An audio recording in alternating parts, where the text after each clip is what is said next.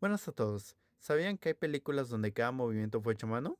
Pues si no lo saben, hoy en Detrás de la Pantalla hablaremos del stop motion, una técnica de animación que a diferencia del dibujo o el CGI, se basa en capturar fotogramas de objetos reales. Nada de computadoras ni de dibujos, sino solo paciencia, fotos y muchas horas de masoquismo. Digo, trabajo. Y aunque podría parecer algo muy ligado al cine como lo conocemos, sus orígenes son bastante difusos. Y por eso empezamos viendo con... La primera animación registrada fue el circo de Humpty Dumpty en 1897, o al menos eso se cree. También sabemos que George Nelly fue quien nombró esta técnica, y en 1906 un español con nombre Segunda de Chomón usó esta misma técnica en un corto, La Mansión Encantada, aunque en ese entonces no se usaba para contar historias sino como un truco visual. Como ejemplo clásico más famoso está el de King Kong del animador Willis O'Brien, que también participó en otras producciones como El Gran Gorila, con la que lo nominaron a un Oscar a mejores efectos visuales. Willis O'Brien fue mentor de otro gran animador, Ray Harryhausen, recordando por su colaboración en Jason y los Argonautas y en Furia de Titanes, donde animó a un enorme ejército de esqueletos, una hidra, arpías y una estatua gigante, y también inventor del Dynamation, una técnica de composición en donde combinamos el stop motion con proyecciones de imagen real. Luego está Giri... no, Giri Twin... Drink.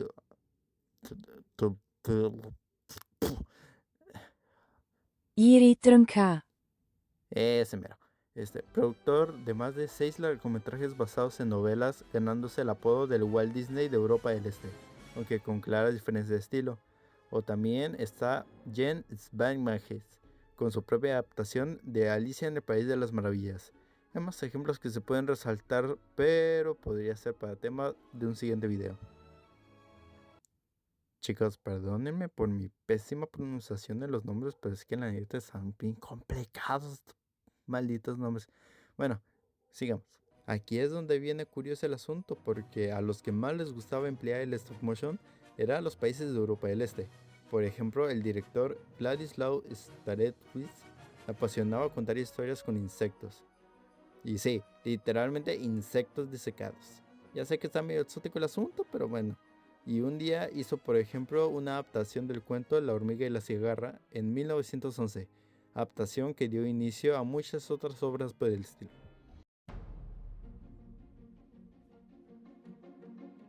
Los materiales más comunes para hacer las marionetas son espuma, plastilina, poliuretano.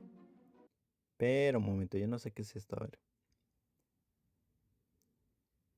Ah, era esto. Bueno, esto y silicona. Para darles color utilizan pinturas acrílicas y para las degradaciones utilizan aerógrafos. Por lo general por dentro llevan estructuras hechas de alambre, tipo para hacerse un esqueleto. El alambre mientras más fino sea será más fácil de manejar, pero en consecuencia será más frágil. Un truco que usan los titiriteros es que trenzan el alambre para darle una dureza más fuerte sin perder mucho la flexibilidad. Así la estructura de la marioneta queda más estable. Ya si les da mucha pereza hacer su marioneta desde cero, pueden agarrar cualquier juguete o Lego que tengan por ahí y utilizarlo como marioneta. No es tanto el material sino la paciencia. Si la calidad es altísima, se suelen tardar de 2 a 3 meses en fabricar completamente la marioneta de un solo personaje.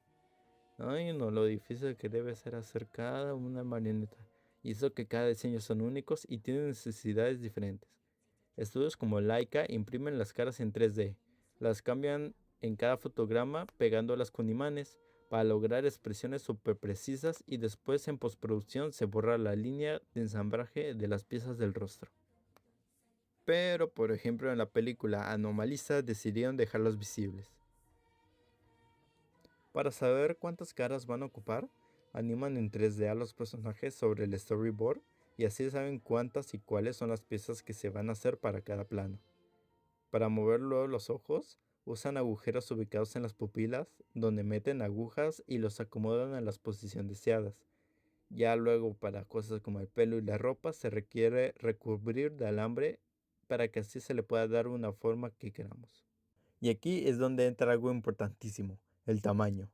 Mientras más grande sea tu títere, Será más fácil de controlar, pero será más caro e inestable. Por eso normalmente la escala de altura suele ser los 40 centímetros. Por lo general, cosas más grandes que ello no suelen tener ni mucho tiempo en pantalla ni papeles protagónicos por ese mismo motivo. Los escenarios también van acorde a los personajes y ahí es donde entra el factor del dinero, porque la cantidad de material usada es bastante. Ay, qué pena que vivo en Latam. El stop motion ocupa a muchísimos masoquistas dedicados a su trabajo, porque el stop motion es lento, pero muy lento. Se anima de 24 a 12 fotogramas por segundo, según el estilo que se busca. Esto se hace para tener una visión más amplia de cómo se requiere el movimiento y para poder analizarlo. Incluso la cámara se mueve así, poco a poco en cada fotograma. También es recomendable tener una videoreferencia y si algo sale mal, se empieza todo de nuevo. No, no es broma, cuando digo todo es todo. Luego se empiezan a animar las poses clave para definir el movimiento y comprobar que la luz, encuadre y tiempo funcionen. A esa fase se le conoce como blocking. No es como en la animación 2D y 3D, donde estas fases se van cubriendo y las poses se van haciendo sobre la fase anterior. Esto se le conoce como animar post to post. Luego tenemos el regesval o ensayo, donde una vez asegurado que el blocking funciona, se anima a 12 fotogramas por segundo.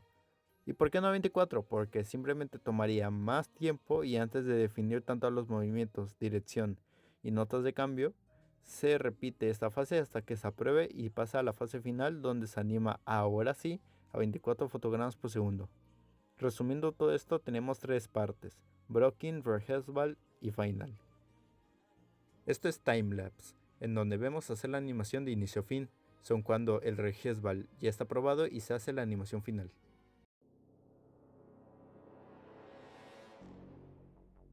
Y bueno, como dato curioso existe un tipo de stop motion en donde en vez de usar muñecos, se utilizan cuerpos. Sé que puede sonar algo turbio, pero déjenles explico. Esto se le llama pixelación y básicamente conviertes a alguien en una marioneta. Posan enfrente de una cámara y por la secuencia de frames se va formando la animación. ¡Wow! Bueno, sigamos. Y ahora se preguntarán, y con respecto a la cámara, ¿cómo la hacen para que se mueva junto a los personajes? Y yo les responderé. Lo primero es trazar el movimiento que se va a seguir. Para ello la cámara se monta junto a raíles o se eleva con una grúa. Luego dividimos entre el número de fotogramas que lleva a realizar el movimiento. Y así es como podremos saber cuánto tenemos que desplazar la cámara en cada fotograma. Ya si queremos hacer aceleraciones o frenadas es cuestión de distribuir la distancia entre cada fotograma. También hay dispositivos como Arduinos quienes pueden facilitar mucho esta tarea. La verdad, no pensé que el stop motion de verdad era tan viejo cuando estaba haciendo este video. No sé ustedes, pero a mí sí me sacó de onda el usar insectos disecados como muñecos. ¿A ustedes también? Díganlo en los comentarios. O si hay algo en lo que pueda mejorar en mis videos, también son libres de decirlo. Gracias por llegar al final de este video. Nos vemos en los próximos. Se cuidan. Bye.